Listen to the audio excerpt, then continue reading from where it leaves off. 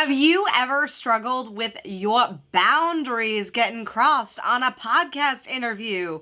This could be either in sharing your story and it made you feel uncomfortable, or maybe you just got constantly rescheduled or no-showed or whatnot.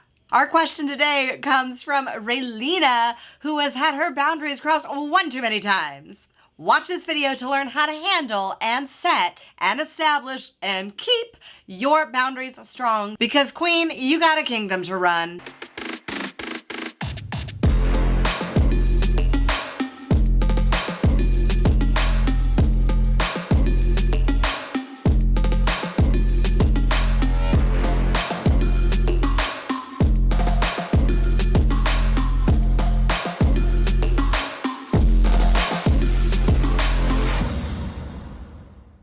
I'm Kimberly Spencer, founder of CrownYourself.com and the Communication Queens Agency.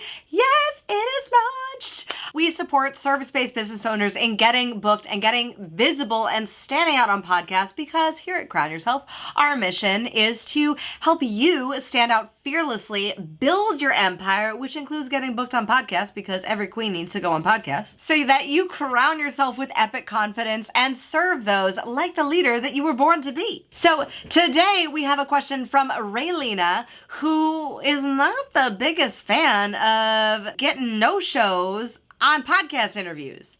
I'm not either. And so Raylina writes, I was on a podcast interview and the podcaster didn't show up, was late, constantly rescheduled. Once we finally had the interview, we then got talking about something that made me feel a little uncomfortable. How do I hold my boundaries? How do I communicate this to the podcaster so this doesn't happen again? I asked the podcaster to not release our interview because it was just that bad.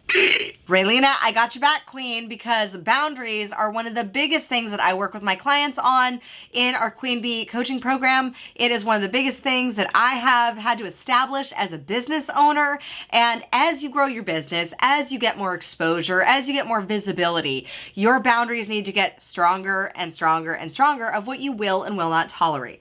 So first, let's define what a boundary is, because sometimes boundaries get a little misconstrued with belief systems. So a boundary is very clearly, if you do A, I do B. That's a boundary. Now, in the relationship building, whether it's building a relationship with a client or a relationship with a podcaster or a relationship with a coach or any sort of relationship, even a relationship with your partner, there are going to be those moments where you won't know that your boundary is being crossed until the moment it's being tested. And so as you start to realize that those boundaries are being tested, that's when you have the opportunity to say, whoa, I realize that this is a boundary and I don't like having it crossed. To give you an example, for our podcast, The Princess and the Bee, we have pretty clear boundaries around scheduling, rescheduling, etc. Simply because I am a mom of 2 young boys under 5. I love playing with them. And when I am planning on recording a podcast interview, I set my interviews, my schedule. I live and breathe by my calendar. And so if it's in the calendar, it's definitely happening unless someone needs to go to the hospital or like I'm really sick, which very rarely ever happens. So I think I've maybe have canceled a podcast interview 1, maybe 2 times in over 170 episodes now. So it's very, very rare for me to ever cancel something that is on my calendar. That is a part of growing into being a responsible business owner. But not all podcasts, not all businesses are created equal. So sometimes when I've gone on to other people's podcasts, I have shown up for the podcast interview and they had emailed me literally 5 minutes before saying like, oh, I need to cancel because of XYZ. Now, as a mom of 2 kids, I know that sometimes bonks, owies, things happen. And I love giving a little bit of grace, but this is my boundary and my policy. But I don't give so much grace that I'm a pushover. So here at Crown Yourself and within our Communication Queens agency, we have a 2-strike rescheduling policy. So If something comes up in the moment where someone no-shows, or sometimes there can be some funkiness about time zones, so that can cause the no-show or the miscommunication. So we always allow for one reschedule. If something like that happens, something comes up, someone gets sick, someone misses it, something like that happens, we give one rescheduling policy for some grace. But if that happens again, that's when we really assess. Is this a podcast that is really necessary for growth? Is this a repeating pattern? Once is sometimes a fluke, twice tends to become a pattern. And if it happens 3 times, which I just stopped doing at 3 times because I just realized my time is just far too valuable to be going into trying to reschedule for a 3rd time. If it happens twice, it's probably not a right fit. Maybe we'll circle back in 6 to 9 months, but that's iffy. There are over 2.3 million podcasts available on Apple Podcasts, many of which have interviews, many of which I can go on that actually keep their commitments. So the podcasting boundary is if you do A, then I do B. So for you, you get to determine what is your boundary when it comes to time and rescheduling. So for us, like I said, we offer a little bit of grace on a one-time reschedule. It happens, shit happens, things come up, I get it, I'm mom, like bonks happen, and suddenly like, oh my gosh, I need to take care of this screaming child. It happens. But I can tell you that as a professional business owner with 2 children under 5, that has happened probably twice. One with my own podcast and one with a guest. Probably only twice. And I've done over 150 episodes as a guest and over 170 episodes with The Princess and the Bee. So ruminate on that. It's not happening on a weekly basis. I don't put in urgent on a weekly basis. Now, remember that any boundary that you set for others, we want to be congruent with abiding it by ourselves too. So if you have a 1 strike, no show, hard ass policy that someone's not going to like, if they no show, then there's no grace, there's no reschedule. Well, just know that the law of attraction and reciprocity happens. So those parameters and boundaries that you put on others can be put on yourself. So if you don't want people flaking, and if you sometimes want a little bit of grace, maybe look at adopting a 2-strike policy. For us, 3 strikes was actually too much. 2-strike policy was totally fine. So 1 strike allows for that rescheduling, the grace period, someone gets sick, something happens. But if that one time happens, and I can say this for my own podcast, for that one time I had to reschedule last minute for that one interview, that I made damn sure that I was there at that interview the second time when we rescheduled. I know the amount of time, energy, effort it goes into scheduling a podcast. I have an agency that does that. My team does that. I used to do that for myself, and then I trained my team. And I know the amount of time, energy, effort that goes into actually just getting something on the books between 2 parties. And so when something is scheduled, and if something has to be rescheduled, I make damn sure I am there. So I am not wasting their time and they are not wasting mine. So what is your time rescheduling boundary? What is, if you do A, I do B. And if you have a B, so if your B is, you've tried to reschedule twice, you no-showed the first time, you're canceling 5 minutes before the interview the second time, set an email template, or you can just download the one below and borrow ours and use that email template as a, thanks but no thanks. I don't think this is a right fit. I want to value your time and I really respect my time way too much. So you can always either use some sort of language that's your own, or you can click below and download the resource to have those boundaries when it comes to time, your time and rescheduling. Now, the second piece of Raylina's question involved when she got onto the podcast, she was sharing her story and the podcaster was asking her questions about things that she wasn't entirely comfortable talking about. Now, this can come on for a myriad of reasons, but sometimes we don't know those things that we're not quite comfortable talking about until suddenly we're kind of almost in the story. And that's when we can always say, I'm not, I realize this is not a rabbit hole I want to go down. And you are more than welcome to use that language at any time involving your story. Now, there are 2 pieces of story boundaries that you can always have assess, be aware of, that are very, very key to holding when you are going on podcast interviews as a guest. One is any personal capital T or lowercase t trauma that is unresolved.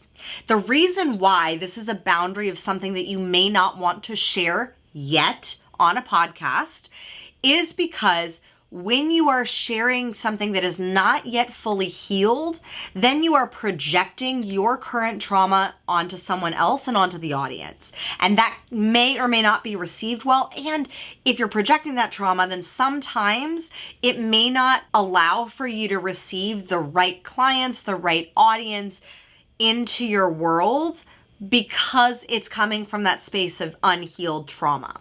So heal the trauma first, work with a therapist, you can do some somatic work around trauma, but get to a space where you have healed that trauma. And then once you've healed the trauma, then you can start sharing those stories that matter to you, that you want to share, but you may not yet be ready for it. If it's an open, gaping wound, it's kind of like imagining unresolved trauma when sharing it on a podcast. It's kind of like you have an open, gaping wound and it's just like spewing that blood everywhere. No one wants blood on their face, like, especially if it's not their own. So make sure that that wound is healed first, so then it can serve as a testimony for possibility and for transformation rather than getting blood on everybody's face, metaphorically. Secondly, the other piece of story boundary that you can have sometimes is a legal boundary. So for example, with my e-commerce company that I had from 2012 to 2014, I was not allowed, and for the 5 years prior, to speak about that experience using the name of the company. I can now, but I just choose not to.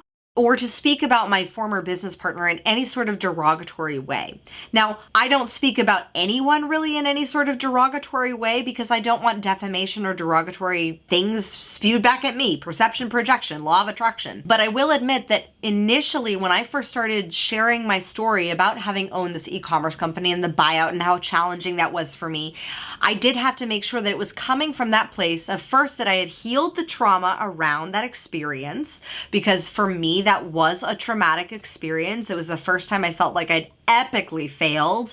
It was the first time I'd ever been faced with lawyers and actual legal action and navigating that. So there was it was also the first time that I'd ever had a whole bunch of professional men bring every fear, deep-seated fear, to light about what I deserved, my education, my femininity, my age, my youth, all those beliefs into the fray and to the front lines. So there were all those experiences that first I had to heal that trauma before I could share the story of what I learned from that experience.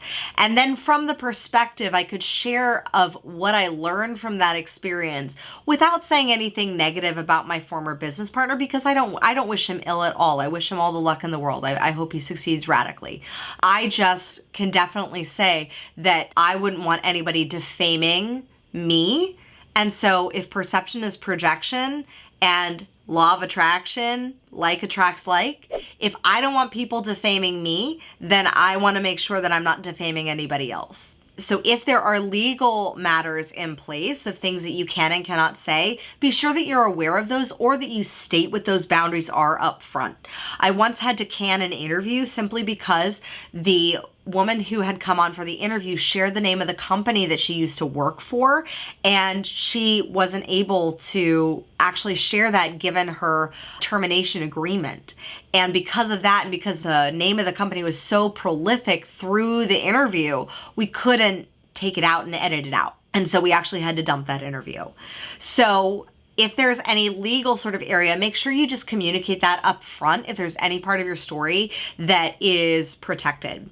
I've seen this also in the case of like parental disputes. So if you are a stepmom and the other parent doesn't want you sharing about their child or those experiences, there's a delicate way in which you can express your experience, but being able to navigate. It's your job and your responsibility to communicate to the podcaster what you can and cannot share and how you can and can share things, especially when it comes to personal trauma or legal things. So legal things like familial legal things like being a step parent, or going through a divorce, or going through some other sort of personal legal thing, which I wish on nobody, by the way, but sometimes they do happen, or any sort of business legal thing. Just be sure that you communicate that in case that is a part of your story, so that the podcaster knows not to ask you questions around that space, or ideally that podcaster is a skilled enough interviewer that they can direct